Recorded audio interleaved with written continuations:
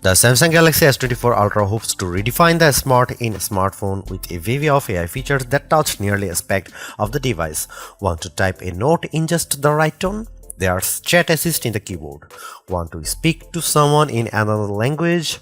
Let Live Translate take over in the phone app.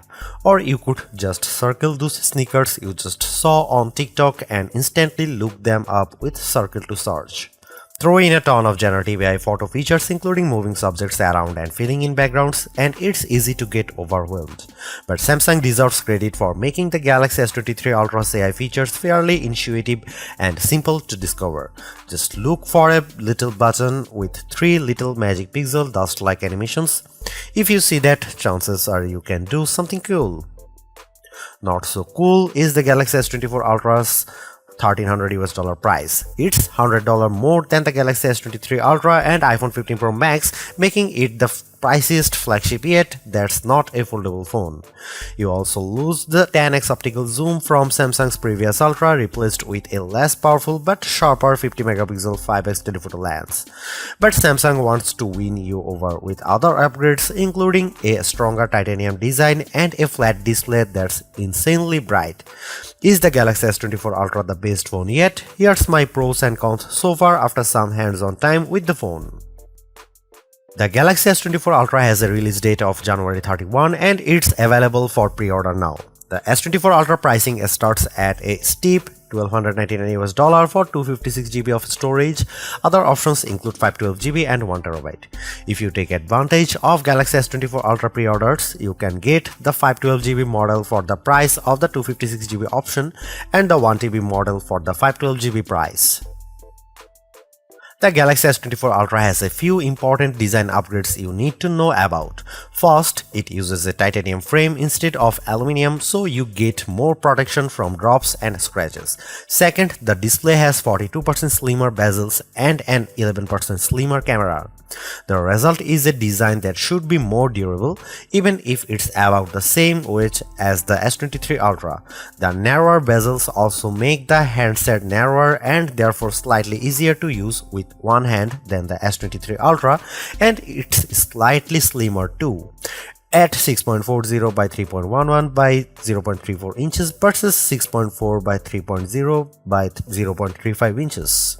The Galaxy S24 Ultra colors are more fun this time around. You can choose from the more tame titanium black and titanium grey, or go for the bolder titanium violet and titanium yellow.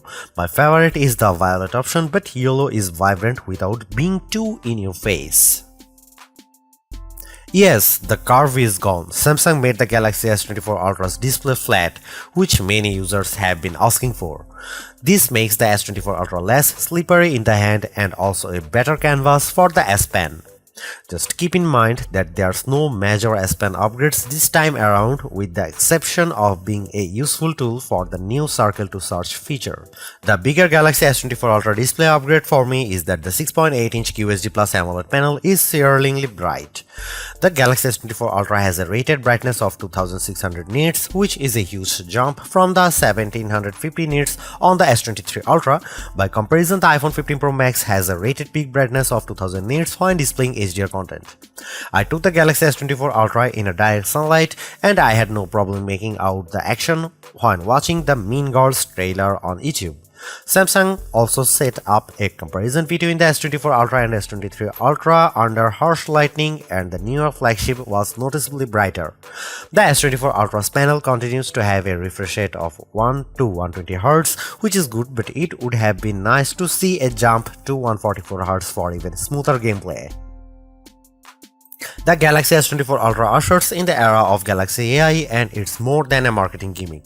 There's a ton of AI features with this phone and I had a chance to go hands-on with many of them. Here's some of the most notable AI functions I tried. Circle to Search. In partnership with Google, Circle to Search on the Galaxy S24 Ultra makes it easy to look up info or any image or video that's on your screen.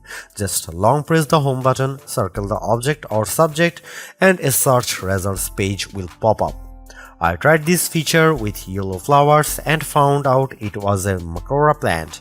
Once you are done, just swipe down and go back to what you are doing, as you never need to leave the app you are in.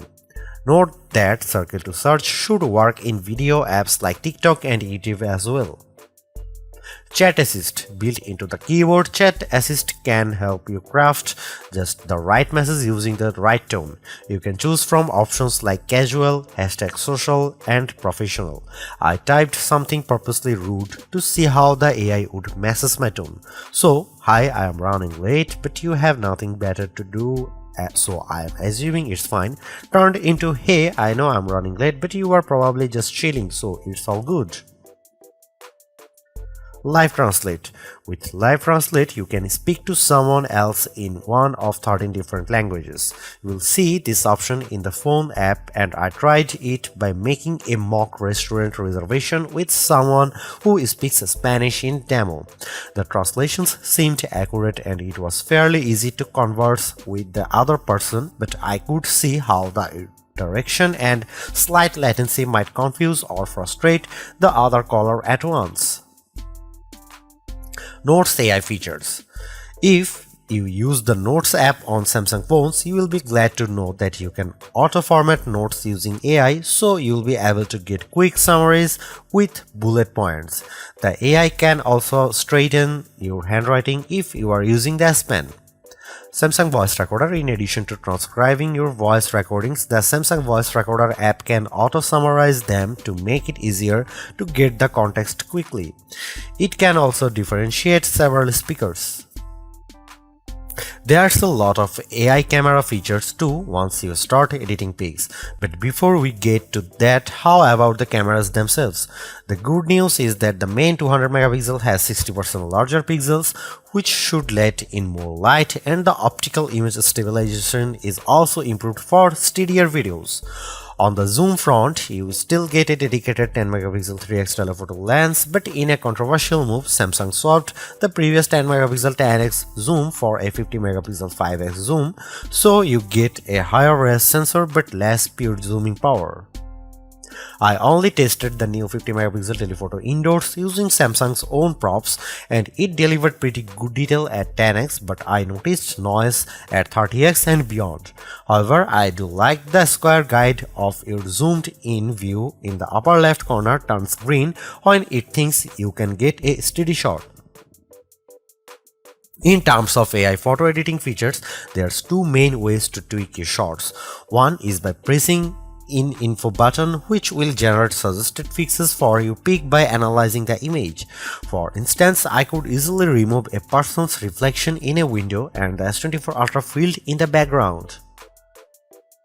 Another way to get help is to press the generative AI button in the editing menu. From there, you can circle the subject and easily move them around the frame or make it bigger or smaller, similar to the Google Pixel 8 and Pixel 8 Pro. If you decide to change the angle of your photo and need to fill in the background, the S24 Ultra can do that too. It can take several seconds for the generative AI feature to work its magic, but it generally performed well in my early testing.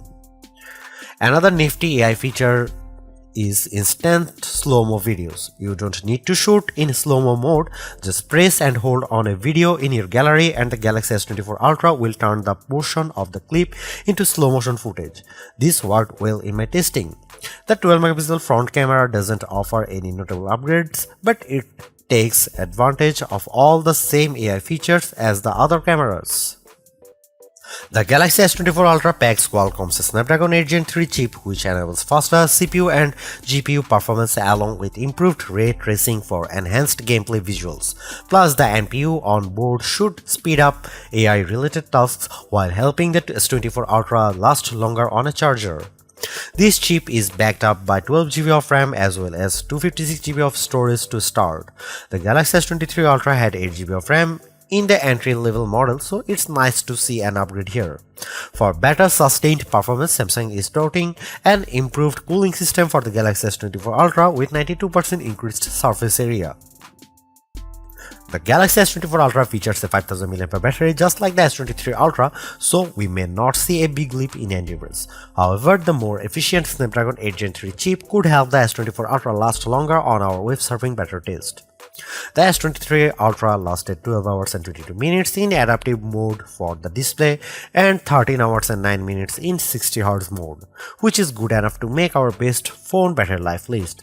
The iPhone 15 Pro Max endured for an even longer 14 hours and 2 minutes, so Samsung could certainly catch up to Apple. Stay tuned for our test results. Unfortunately, Samsung didn't add faster charging to the Galaxy S24 Ultra, so you are still stuck with a max wired speed of 45 watt. The OnePlus 12 80-watt charging should blow the S24 Ultra away.